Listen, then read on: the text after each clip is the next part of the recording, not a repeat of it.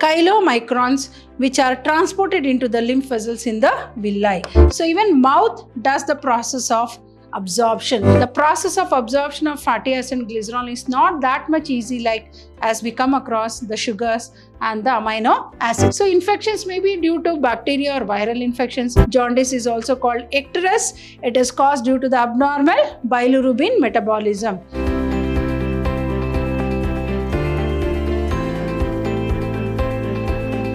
Hello everyone, welcome back to the last session of this interesting chapter called Digestion and Absorption.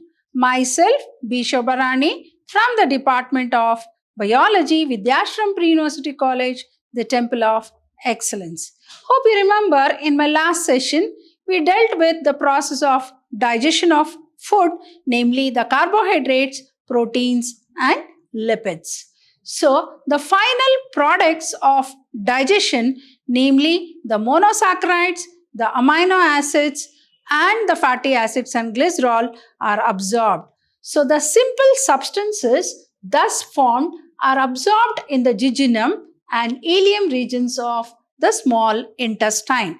As we know that the process of final digestion takes place in the first part of small intestine called duodenum. The associated digestive glands, namely the bile which is released from the liver and the pancreatic juice that is released from the pancreas, go and fall into the gallbladder and through a duct called gall duct reach the first part of small intestine called duodenum. So the final process of digestion will take place in the duodenal part of small intestine. But it involves the absorption of some water, minerals, and certain drugs. So, all of us know after the final process of digestion, the digested material is absorbed by the cells, and the remaining undigested, unabsorbable substances called as feces, or it is also called as what? Excretory substance, pass through the cecum and is stored in the rectum till, and we know that the undigested unabsorbable substances called feces or the excretory substance pass through the cecum and is stored in the rectum till defecation. What is defecation? Elimination of the fecal matter. Elimination of the fecal matter is called defecation. Next, different regions of absorption in the human digestive system. Mouth. As we know that 3/4 of the carbohydrates are digested in the mouth itself. So here, certain chemicals come in contact with the mucosa of the mouth and lower side of the tongue, they are reabsorbed into the blood capillaries lining them. So even mouth does the process of absorption. Here you can see the beautiful picture of the small intestine, large intestine, stomach and the liver. So even in the mouth, there were certain drugs coming in contact with the mucosa of the mouth and lower side of the tongue are reabsorbed into the blood capillaries lining them. So even mouth also does the process of absorption. Then stomach. I think all of us know how important the stomach is. Though it is absorption of water, simple sugars and alcohol also takes place in the stomach. Then in small intestine, as we already know, it is a principal organ for absorption of nutrients. Here you can see the small intestine, the jejunum, this is the stomach, the pancreas, the liver, gallbladder, then the first part of small intestine called duodenum, jejunum, then ileum, ileocecal junction, that is ileum, cecum, then appendix, sigmoid colon, descending colon, transverse colon. So all this is rectum and anal canal. So here absorption of water, simple sugars and alcohol etc. takes place. So the principal organ for absorption of nutrients. So the digestion is completed here and the final products of digestion such as glucose, fructose, fatty acids, glycerol and amino acids are absorbed through the mucosa into the bloodstream and lymph. See how important the small intestine is. Other than doing the process of digestion, it is also involved in the process of absorption. So it is the principal organ of absorption. Hope you remember the finger-like projections called villi are the major regions of absorption of the small intestine. So principal organ for absorption of nutrients. The digestion is completed here and the final products of digestion such as glucose, fructose, fatty acids, glycerol and amino acids are absorbed through the mucosa into the bloodstream and lymph. Large intestine, very important part of digestive system. So here you can see the large intestine which is divided into, it is also called as colon, transverse colon, ascending colon, descending colon, sigmoid colon, right? So absorption of water, some minerals and drugs also takes place. So stomach, how is the stomach involved in the process of absorption? So absorption of water, simple sugars and alcohol, etc. also will take place. Small intestine, as we know, it is a principal organ of digestion as well as absorption of nutrients, and the digestion is completed here and the final products of digestion such as what? As we know, carbohydrates are converted into simple sugars like glucose, simple sugar, glucose, right? Glucose. Then proteins are converted into amino acids. Then fats or lipids are converted into fatty acids and glycerol, right? So amino acids, fatty acids, glycerol and amino acids are absorbed through the mucosa into the bloodstream. Large intestine, absorption of water, some minerals and drugs also take place. Now absorption of fatty acids and glycerol. We know that the process of absorption of fatty acid and glycerol is not that much easy like as we come across the sugars and the amino acids. So fatty acids and glycerol being insoluble cannot be absorbed into the blood. So they are first incorporated into small droplets called micelles, which move into the intestinal mucosa. So directly they cannot be absorbed. So what are they converted into? They are first incorporated into small droplets called micelles which move into the intestinal mucosa.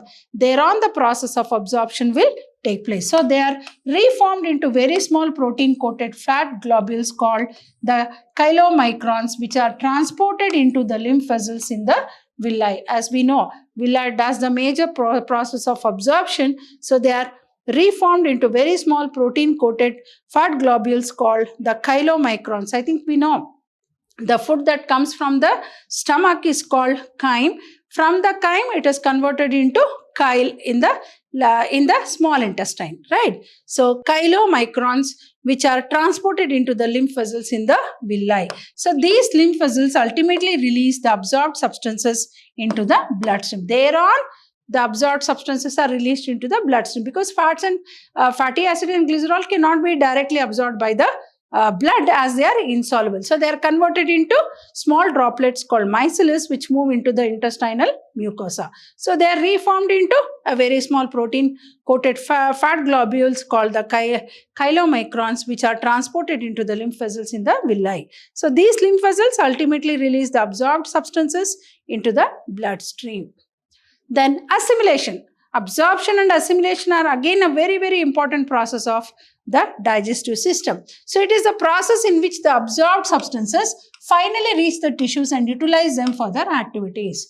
Only absorption will not help out. They have to reach the cells and the tissues. So that process of the reaching of the nutrients that are absorbed by the blood to the cells and the tissues is called assimilation. So what is assimilation? It is a process in which the absorbed substances finally reach the tissues and utilize them for their activities. So next is what? Defecation. As we know, the undigested food which is called feces or excretory matter which cannot be retained in the body for a longer time, it has to be eliminated. So that process of elimination of the fecal matter or the excretory matter is called defecation. So you can also use the word called egestion. So removal. The egestion of feces into the to the outside through the anal opening is called defecation. Ingestion of food is, ingestion means intake of food.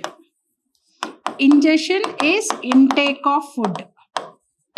Intake of food. Egestion, elimination of or removal of fecal matter. Removal of fecal matter is called egestion.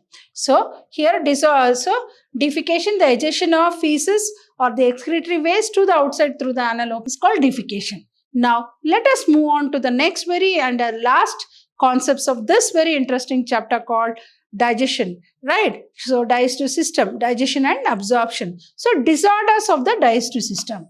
So we know how meticulously the process of digestion takes place in this very important system called digestive system, but sometimes some things go wrong and the process of digestion is affected. So what are the reasons for the improper digestion, or what are the disorders of the digestive system? So the inflammation of the intestinal tract occurs most commonly due to the following causes. I think all of us know how important each and every part of digestive system is, right from the mouth up to the anus. So if any one part of the digestive system is affected, then definitely the process of digestion and absorption will also be affected, and particularly small intestine. How important small intestine is in the process of digestion, we know. So as you know, the final process of digestion takes place in the small intestine, and anything that goes wrong with the small intestine will be adversely affecting the process of digestion and absorption. So disorders of digestive system, the inflammation of the intestinal tract, that is the small intestine, occurs most commonly due to the following causes: bacterial or viral infections. This is a very common infections which we come across in our everyday life, maybe due to the contamination of water or food. So they take their entry, the microorganisms or the microbes take their entry into the digestive system.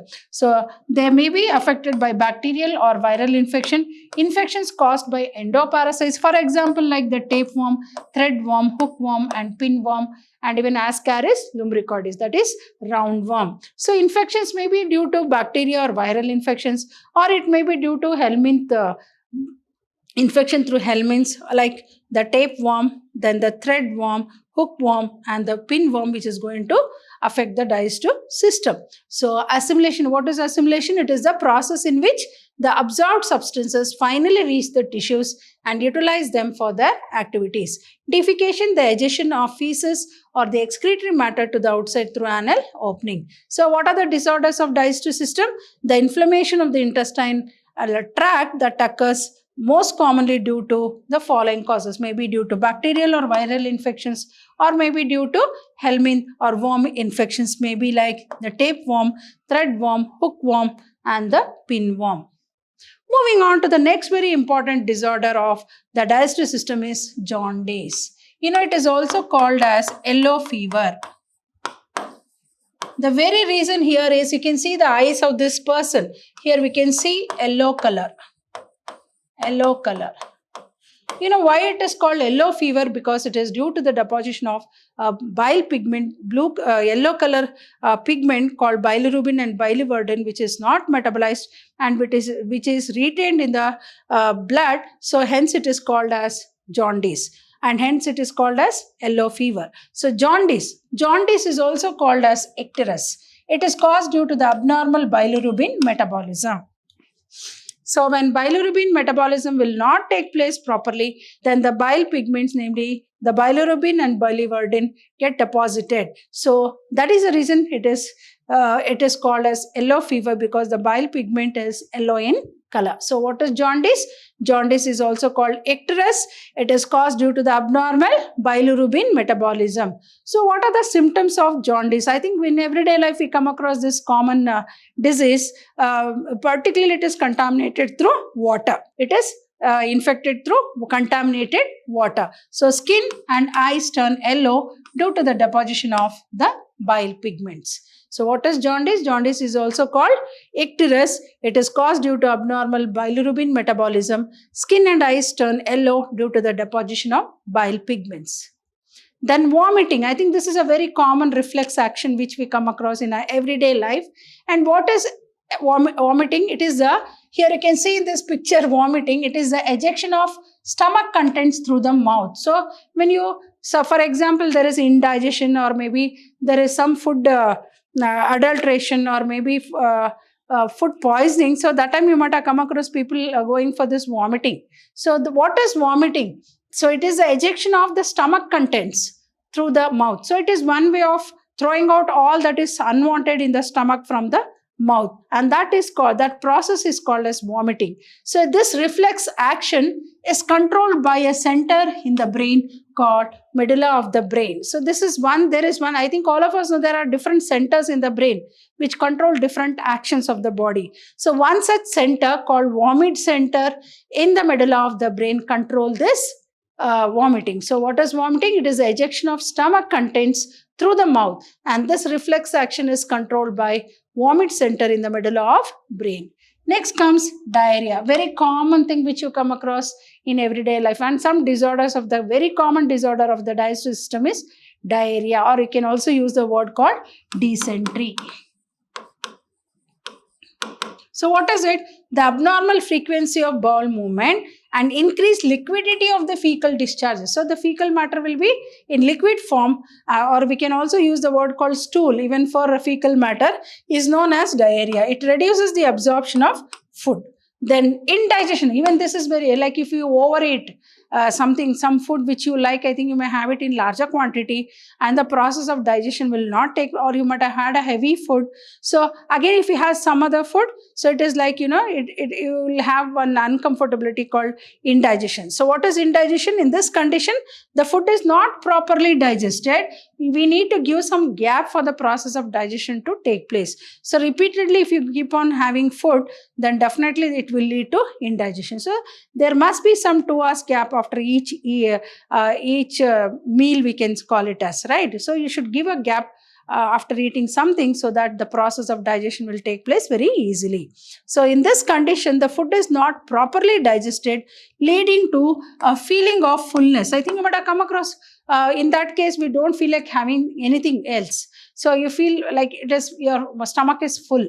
So that is one indication that you have some problem with your digestive system, and may it be like indigestion. So overeating or excess of eating, also eating of food or any other things, any eatables, it will cause to indigestion. So in this condition, the food is not properly digested, leading to a feeling of fullness. The causes of indigestion are reduced enzyme secretion. As I said, after every meal or after every time we eat something, we need to give some gap. Why? Because the enzymes need to act upon that particular type of food what we have taken, and as we all know that the process of digestion is mediated by biochemical catalysts called enzymes. So the enzyme secretions would not have been taken place properly there, and that is the reason why the digestion has not taken place. For example, like in everyday life, I think morning we have breakfast, by the time it is 12 o'clock we feel hungry. So what has happened to the food? All the food what we have taken in the morning, that is in the form of breakfast, would have been digested. So again we'll have a lunch, and after having lunch, again at 4 o'clock we feel like having something.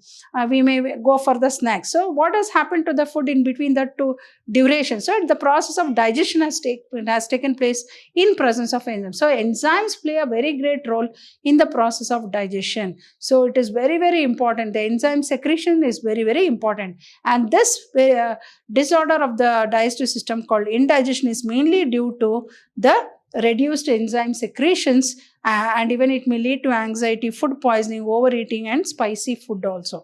So moving on to vomiting. What is vomiting? It is the ejection of stomach contents through the mouth, and this reflex action is controlled by vomit center in the medulla of brain.